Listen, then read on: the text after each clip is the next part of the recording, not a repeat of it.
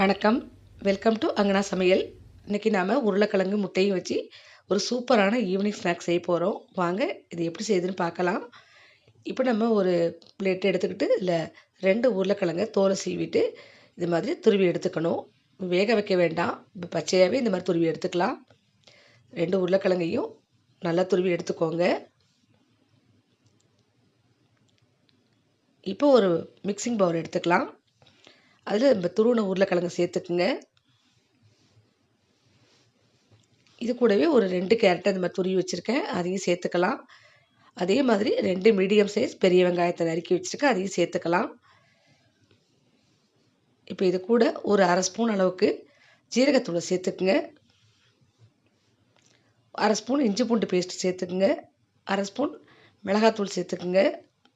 கொஞ்சமாக மஞ்சத்தூள் சேர்த்துக்குங்க. கொஞ்சம் கரம் மசாலா சேர்த்துக்குங்க. இப்போ எல்லாத்தையும் சேர்த்த பிறகு 2 முட்டையை உடச்சி அடித்து சேர்த்துக்குங்க.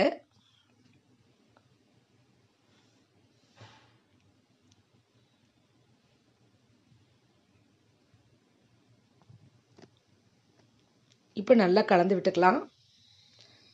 முட்டையை மட்டும் முதல்ல நல்லா அப்படியே அடித்த மாதிரி கலந்துக்குங்க. அப்புறமா எல்லாத்தையும் சேர்த்து நல்லா கலந்து விட்டுக்குங்க. ரொம்ப நேரம் கலக்க வேண்டாம். இந்த மாதிரி லேசாக கலந்துக்கிட்டால் போதும். இப்போ இதுக்கு தேவையான உப்பு ஒரு 1/2 ஸ்பூன் அளவுக்கு நைஸ் சால்ட்டு சேர்த்துக்குங்க. இப்போ நம்ம இதுக்கு 3 ஸ்பூன் அளவுக்கு கார்ன்ஃப்ளவர் சேர்த்துக்குங்க.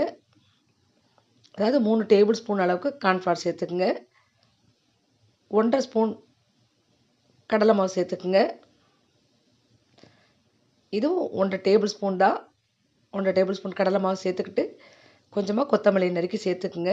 இப்போ எல்லாத்தையுமே நல்லா இந்த மாதிரி ஸ்பூனால் கலந்து விட்டுக்கலாம். இது கொஞ்சம் லூஸாக இருக்கிற மாதிரி இருந்ததுன்னா இன்னும் கொஞ்சம் கார்ன்ஃப்ளவர் சேர்த்துக்கலாம். இப்போ நான் 1 டேபிள் ஸ்பூன் அளவுக்கு கார்ன்ஃப்ளவரை சேர்த்து கலந்துக்கிறேன். திரும்பவும் நல்லா இந்த மாதிரி ஸ்பூனால் கலந்துக்கலாம். கையால் எடுத்தால் லேசாக உருட்டுற அளவுக்கு இருக்கணும். இது மாதிரி இருக்கணும். ஆனால் இது முட்டை சேர்த்ததுனால உங்களுக்கு கொஞ்சம் நீர்த்து போகும். அதனால் கையால் போட முடியாது. நம்ம ஸ்பூனாலே எண்ணெயை காய வச்சு போட்டுக்கலாம். இப்போ எண்ணெய் நல்லா காஞ்சிட்ருக்கு. நம்ம ஸ்பூனால் எடுத்து இது மாதிரி கொஞ்சம் கொஞ்சமாக எடுத்து இதில் எண்ணெயில் சேர்த்துக்கலாம். உங்களுக்கு இது உருண்டையாக வராது. முட்டை சேர்த்துக்கிறதுனால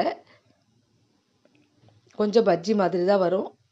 இது மாதிரி எல்லாத்தையுமே சேர்த்துக்கிட்டு கொஞ்சம் வேக வச்சுக்கோங்க. ரொம்ப நேரம் வேக வேண்டியதில்லை. கொஞ்சம் வெந்ததுன்னா டக்குன்னு திருப்பி விட்டுருங்க. இது சீக்கிரமாக வெந்துடும். இதில் சேர்த்துருக்கிற உருளைக்கிழங்கு, கேரட் எல்லாமே உங்களுக்கு சாஃப்டான பொருள் தான். அதனால் சீக்கிரமாக வெந்துடும்.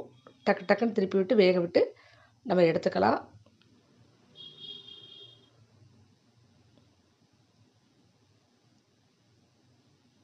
இப்போ 2 பக்கமும் நல்லா திருப்பி விட்டாச்சு. இப்போ 1 நிமிஷம் கழித்து நம்ம எடுத்துக்கலாம்.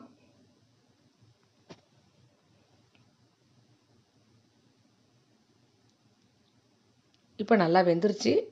இப்போ நம்ம எண்ணெயிலேருந்து எடுத்துடலாம்.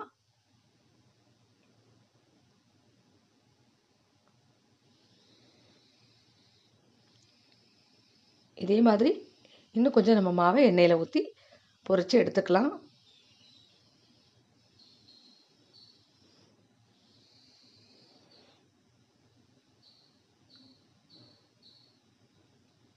இதே மாதிரி இப்போ எல்லா மாவையும் நம்ம பொரித்து எடுத்தாச்சு.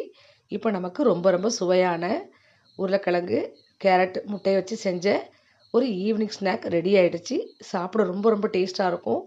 உங்களுக்கு இந்த முட்டை சேர்த்ததுனால அதோட அந்த ஸ்மெல்லெல்லாம் எதுவும் இருக்காது. ஆனால் ரொம்ப சாஃப்டாக டேஸ்ட்டு ரொம்பவே நல்லாயிருக்கும். நீங்கள் டக்குன்னு கெஸ்ட் யாராவது வந்தாங்கன்னா கூட நீங்கள் சீக்கிரமாக ஈஸியாக இது மாதிரி செஞ்சிடலாம். நம்ம எதுவும் மாவு அரைக்க வேண்டாம், எதுவும் வேண்டாம். நம்ம ஈஸியாக நம்ம 2 முட்டையும், உருளைக்கிழங்கு, கொஞ்சமாக கேரட் துருவினு இருந்தால் போதும் சேர்த்து ஈஸியாக ஒரு டீ டைம் ஸ்நாக் ரெடி பண்ணிடலாம். எல்லாருக்குமே ரொம்ப பிடிக்கும், விரும்பி சாப்பிடுவாங்க.